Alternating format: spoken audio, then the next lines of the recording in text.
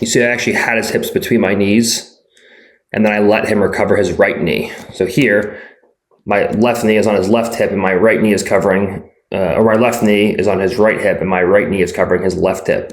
You see I actually allow him to scoot to a situation where now our legs split each other's hips. So right now his right knee is around my left hip and my right knee is around his left hip, and the other legs are in the center.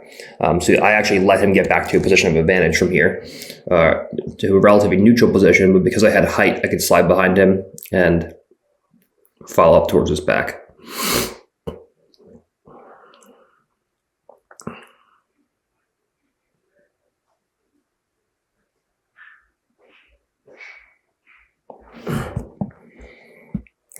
You can see heisted up there. I let him actually trap my knees together from this position. But from here, I just threw his hand down to the floor. And then from there, I backed away, got my knee outside of his hips, and beat him from there.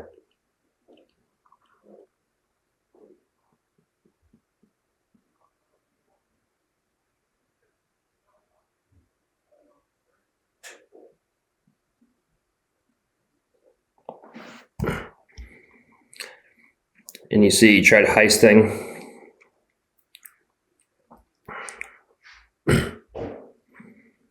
He heisted up from here. Tried to off balance me.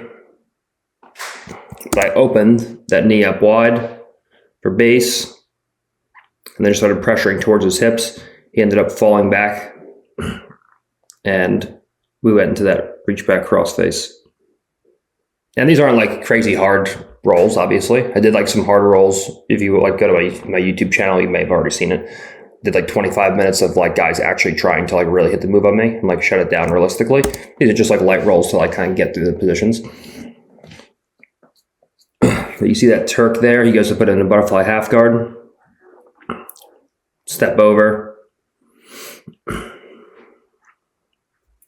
Once you get that step over, I mean, you're in position to go and start controlling them however you want from those mounted positions. Like it's once you step over the legs, it's going to be tough.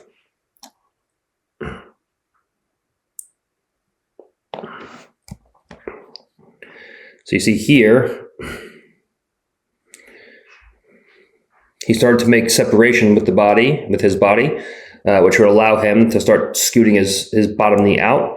And as his body moved away from mine, just at the elbow cut back, underhook near side, body lock came in, switched to a claw, and then put him down.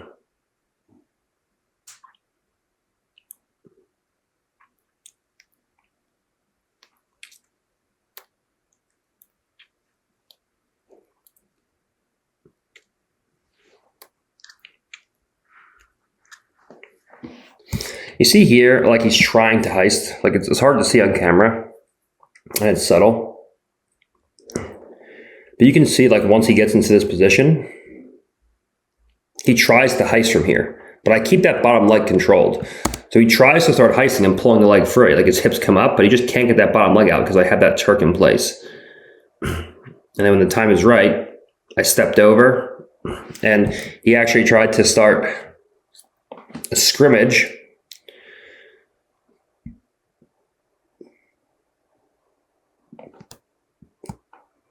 By turning in the opposite direction, turning towards me. But as he did, he came onto the underhook. And that flattened him back out.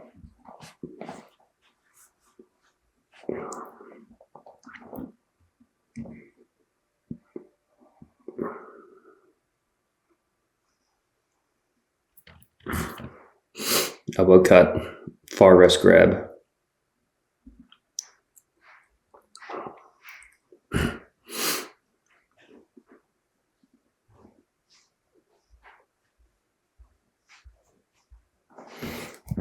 Okay, so I tried to initially go in for that reach back crossface.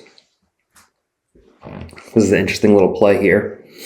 So I tried to go for the reach back crossface. I felt that wasn't going to work because now he can start overwrapping my leg from positions like this. I think I reached back crossface. I'm like, nope, that's not going to work because he's already up from here. So instead I tried to hit an elbow cut back. Felt like I didn't really want to do that from this position. So instead, I just immediately started chasing his hips and moving around to the opposite side.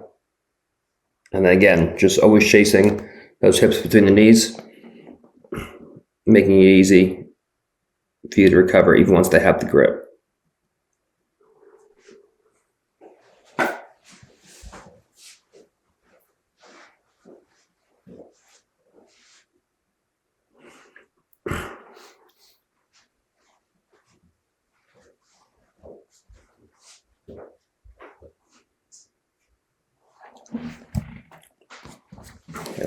So look, this time,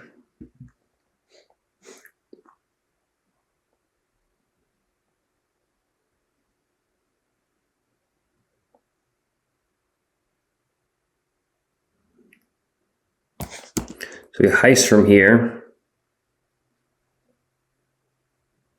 I step my leg up and I get my hands. You see the second he goes to start heisting, I do a good job of getting my left hand behind his shoulder.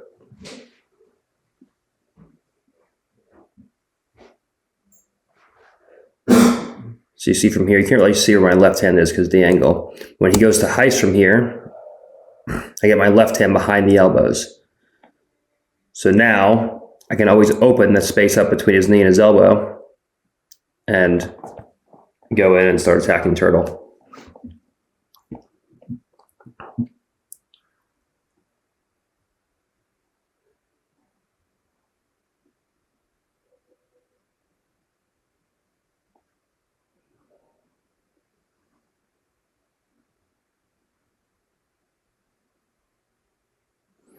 So you tried to go for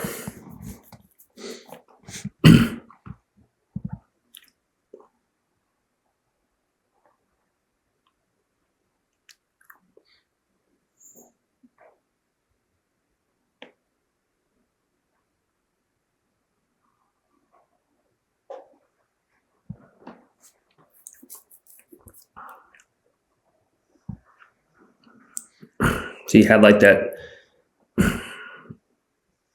over back grip, and he tried to go in for an elbow cutback. So you see he tries to start tucking his elbow inside. And now from here, as he goes to lift, you see constantly taking the elbow back over the hip to make sure he can't punch his underhook in. Like if my elbow was higher from here and my head was over his head, he could pull his knees to his chest and start elevating me up. But when it secondly went to go for that elbow cutback, I killed it by, I didn't go for the V grip in the armpit because I didn't need to, but I just pulled my elbow back to the hip and that killed his forward shift with his knee, with the knee pull.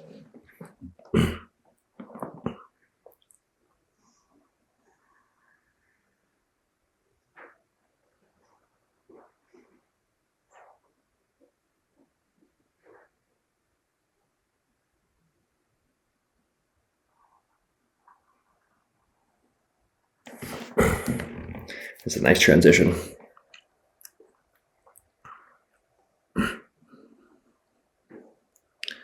So you see I kind of let him get to a position where my left knee is a little bit out of position. It's a little bit lower than it should be. Like it's not glued inside of his hip, or like not connected to the bottom of his hip where his buttock meets his hamstring.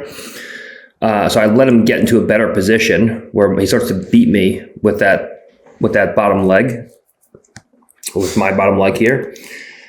So from here, as he goes to start beating me from this position, I'm like, you know what? He's gonna come up from this position. He's gonna start sliding behind my back with his right knee in this position. Like if he went to heist from here, he could slide his knee behind my back and start exposing my back. So realizing this, I just hit an elbow cut instead. So as he goes to start coming up and then starting to slide, before he can start to slide, I immediately elbow cut, put his hips between my knees, and chase the far hip.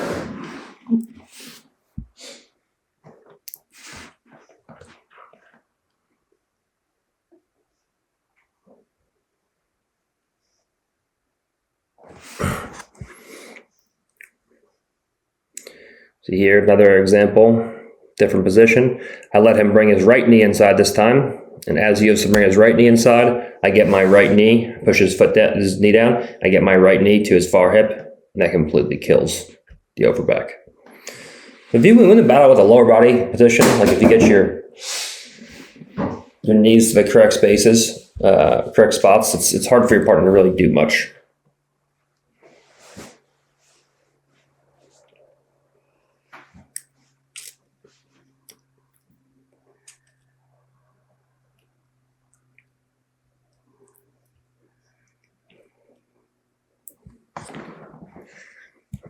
See their elbow cut back here, underhook near side. Passing over to side control.